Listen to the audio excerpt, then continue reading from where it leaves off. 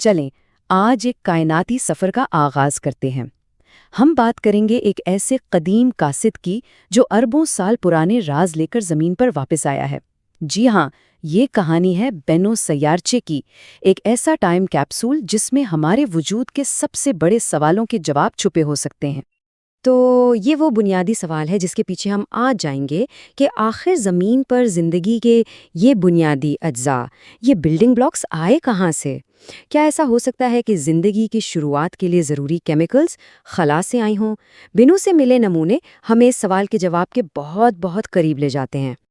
تو ہوا یہ کہ سپٹمبر 2023 میں گہری خلا سے ایک قاصد واپس آیا۔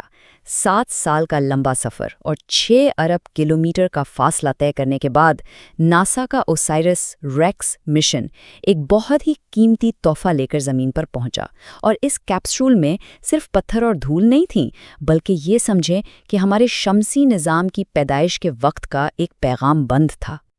اچھا، اس مشن کا ٹارگٹ کیا تھا؟ بہت سیدھا سا، کم سے کم 60 گرام مٹیریل اکٹھا کرنا تھا۔ سائنسدانوں کا خیال تھا کہ بھائی صرف ایک چائے کے کپ جتنا یہ سیمپل بھی مل جائے نا تو یہ کائنات کے بہت سے رازوں سے پردہ اٹھانے کے لیے کافی ہوگا۔ لیکن جب کیپسول کھولا گیا تو جو ملا وہ امید سے کہیں زیادہ تھا، تقریباً 122 گرام، یعنی ٹارگٹ سے تقریباً دگنا۔ یہ اس مشن کی ایک زبردست شاندار کامیابی تھی، اور اس نے ہمیں آج تک کا سب سے بڑا کاربن سے بھرا سیارچے کا نمونہ فراہم کیا ہے۔ تو سوال یہ ہے کہ آخر یہ خزانہ اتنا خاص کیوں ہے؟ چلیں دیکھتے ہیں کہ اس کالی دھول میں آخر چھپا کیا ہے جو اسے اربوں سال پرانا ایک انمول خزانہ بناتا ہے۔ دیکھیں، بینو جیسے سیارچے جنہیں کاربونیشیس ایسٹرائیڈز کہتے ہیں، وہ ہمارے سولر سسٹم کے فاسلز کی طرح ہیں، یعنی ان میں وہ اصلی اوریجنل مٹیریل موجود ہے جس سے ہمارے سیارے بنے تھے۔ یہ سمجھیں کہ یہ ایک قدیم کیمیائی نسخہ ہے جو وقت کے ساتھ بالکل محفوظ رہا ہے۔ تو جب ابتدائی تجزیہ ہوا تو فوراً ہی 2 سب سے اہم چیزوں کی تصدیق ہو گئی۔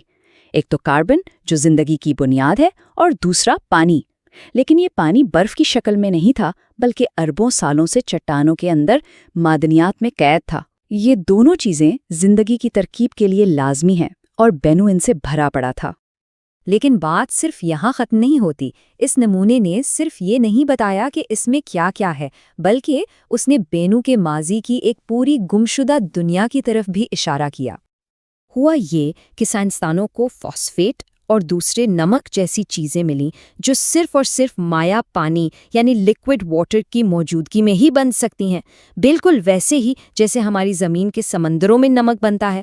تو یہ ایک ٹھوس ثبوت تھا کہ بینو کا تعلق کسی ایسی دنیا سے ہے جہاں کبھی پانی بہتا تھا۔ تو اس سے جو کہانی بنتی ہے وہ کچھ یوں ہے کہ اربوں سال پہلے ہمارے شمسی نظام میں پانی سے بھرا ایک چھوٹا سیارہ تھا۔ اس کے سمندروں کے نیچے ہائیڈرو تھرمل ایکٹیویٹی کی وجہ سے خاص قسم کے نمک بنے۔ پھر کسی کائناتی تصادم میں یہ سیارہ ٹوٹ کر بکھر گیا، اور بینو اسی قدیم تباہ شدہ دنیا کے ٹکڑوں سے بنا ہے۔ یہ اس گمشدہ دنیا کی ایک یادگار ہے۔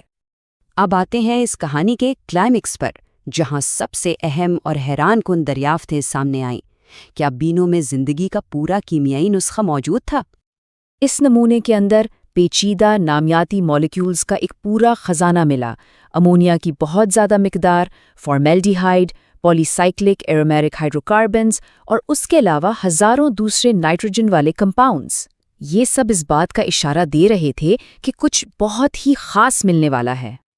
لیکن اصل سوال اب بھی وہی تھا، کیا وہ بنیادی بلڈنگ بلاکس یعنی امینو ایسڈز جو زمین پر زندگی کی بنیاد ہیں، کیا وہ اس نمونے میں موجود تھے؟ اور جواب تھا ہاں۔ زمین پر پروٹین بنانے والے 20 امینو ایسڈز میں سے پورے 14 اس نمونے میں موجود تھے۔ سوچئے، زندگی کے وہ مالیکیولز جو ہمارے جسم میں ہر کام کرتے ہیں، وہ اربوں سال سے خلا میں موجود تھے۔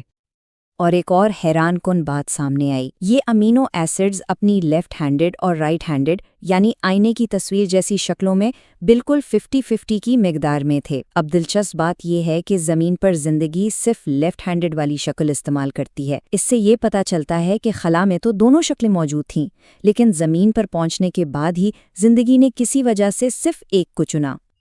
لیکن سب سے بڑی، سب سے دھماکے دار دریافت ابھی باقی تھی۔ ایک اور نمبر سامنے آیا جس نے سب کچھ بدل کر رکھ دیا، اور وہ نمبر تھا 5۔ جی ہاں، پورے 5 ڈی این اے اور آر این اے کے تمام 5 کیمیائی حروف، یعنی وہ بنیادی اجزاء جن سے ہمارا پورا جینیاتی کوڈ بنتا ہے، وہ سب کے سب اس ایک نمونے میں موجود تھے۔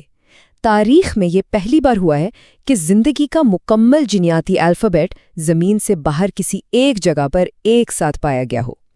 تو ٹھیک ہے، اب ہمارے پاس زندگی کے تمام بنیادی اجزاء موجود ہیں۔ اگلا سوال یہ ہے کہ آخر یہ اجزاء اربوں سال پہلے نوزائیدہ زمین تک پہنچے کیسے؟ یہاں ایک اور دلچسپ بات سامنے آئی جب بینو کا موازنہ جاپان کے ریوگو سیارچے کے نمونے سے کیا گیا۔ پتہ چلا کہ دونوں کی کیمیائی ساخت الگ الگ ہے۔ بینو میں امونیا کی بہت زیادہ مقدار یہ بتاتی ہے کہ یہ ہمارے شمسی نظام کے بہت ٹھنڈے باہری علاقوں سے آیا ہے۔ اس کا نتیجہ کیا نکلتا ہے؟ یہ کہ ہمارا ابتدائی سولر سسٹم کیمیائی طور پر بہت متنوع تھا، یعنی زندگی کا نسخہ ہر جگہ ایک جیسا نہیں تھا۔ تو نظریہ یہ ہے کہ تقریباً 4 ارب سال پہلے ایک دور تھا جسے لیٹ ہیوی بمبارڈمنٹ کہتے ہیں۔ اس دوران ہماری نوزائیدہ زمین پر بینو جیسے سیارچوں اور دمکھیتوں کی زبردست بارش ہوئی تھی۔